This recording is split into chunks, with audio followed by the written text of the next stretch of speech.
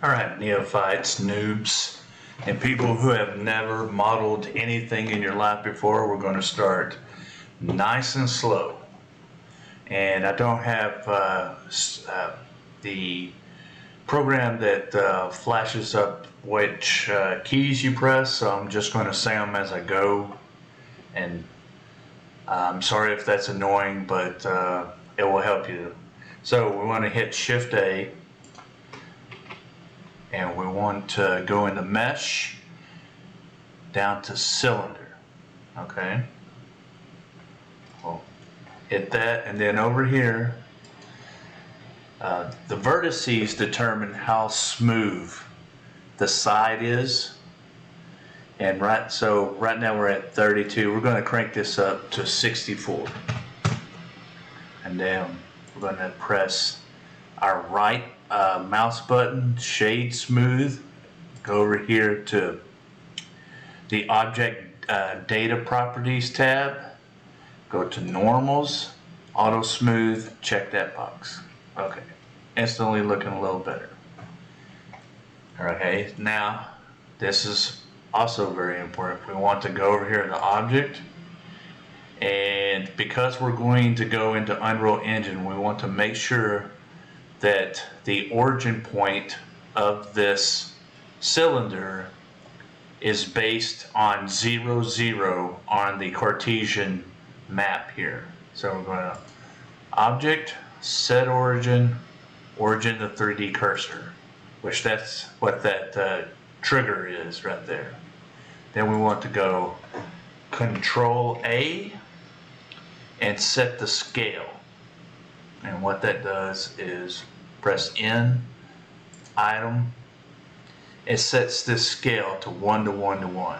Like, for example, if I were to press S and change that, see how the numbers have changed? Well, now I need to hit Control A again and set the scale, alright? And then press N to N controls this list of tools, and T is your hotkey for this side, right? I usually leave that somewhat open. So go up here to object mode and press edit, all right? And then we want to, see I have a hotkey where I press tab, face, and I believe everybody has this option. If you go into preferences, add-ons, and erase that. I already have it on, so I'm going to look at the enabled add-ons so I can see. Yeah, it's I believe it is the Machine 3 Tools. So you want to turn that on and save it in your preferences. Edit, preferences, add-ons, and then look for Machine 3 Tools, and that will give you the ability to press tab, face mode, right? So actually what I want to do is, let's see, face, the top and bottom faces, and I want to press SZ to kind of make this thinner. And then, let's see, then we want to press I. Inset, I is for inset. And then we can press SZ to bring it in. And at this point, we really can't see all that well what's going on. Well, the beautiful thing is we have this X-ray, so we can see where they are. And so now we can press SZ, bring that in, right? We want it pretty close, and turn off that X-ray, and then press X, delete faces, okay. And now we want to reconnect this this inner hoop that we've made. So go up here into vertices, right? Click the 1 across from this vertice, press F, and then do the same here, F, and then highlight all four, F. Okay, now that's how you could make a polygon, a quad. So now we want to highlight that vertice, this vertice, and on our keyboard press F, F, F, F, F, F, until we make it all the way back around. Alright, that's a good first skill to learn. Of course, there's faster ways, but you have to learn the basics somehow. Okay, there we go. Now, you can. I have a number keypad on my keyboard, and so press 1 to center it in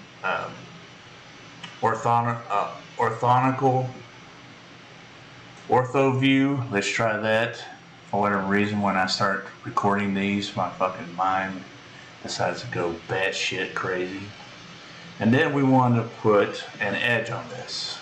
Well, we want to put a bevel on this edge. Alright, so the way you do that is you select one of these edges, hold down Alt, and press, select the next one beside it. You see that light yellow line around there, okay? And then holding Alt Shift, hit this one down here, so you have both the top and the bottom parallel hoops chosen, and then press Control B, and then pull that. And then once you have that done, over here in the bevels, you can add a 1, 2, or 3 segment bevel. Well, yeah, I mean, technically you can add as many as you want, but I recommend, for what we're doing, this for a 3 segment bevel. Okay. And so let's go back to face, hit that face, and doing the same kind of way of selecting. Hold down Alt, hit the next one beside it. Sometimes you have to hit on the line in order to get the go in a circle. Alright, and then we can press S, kind of drag this in a little bit, and there we go. We have ourselves a hoop. Now I do want this to be standing up once we go into Unreal, and so I'm just going to go ahead and press N, Item, and then here in rotation, let's see, sometimes, yeah, I want it to rotate toward me, so X 90 degrees. Alright, now we're going to hit Object and then reset the 3D origin. This is just a good thing to do after you've edited something. Alright, so now that we have this simple object modeled, we need to prep it to go into Substance Painter. Alright, so the way I do that is hit this UV editing tab up here, and with faces selected and X-ray, I go hit the select box. Alright, it's all selected, right? Now I press U, Smart UV Project, and here on the island margin we want to give it at least something. So I usually go 300ths. Press OK. If you hit that little back and forth button, you can, when something's highlighted to the right, it'll be also highlighted to the left. Okay, so we have this. Now we need to left click. Let's see, UV right up here, and we need to pack our islands, right? We need to save this file, save as, and I always put it in my documents, but wherever you want to save your blend files at. And I'm just going to give it just a random name. You can name it something specific, and then go back to layout and highlight this, and we're going to rename this. We're going to press F2 on our keyboard, and we're going to name it Portal. Okay, and with it highlighted, actually what we want to do to make it life much easier on ourselves, we want to go to our desktop or wherever you want to keep things, create a folder and name it Portal. This will help later on down the line. So, File,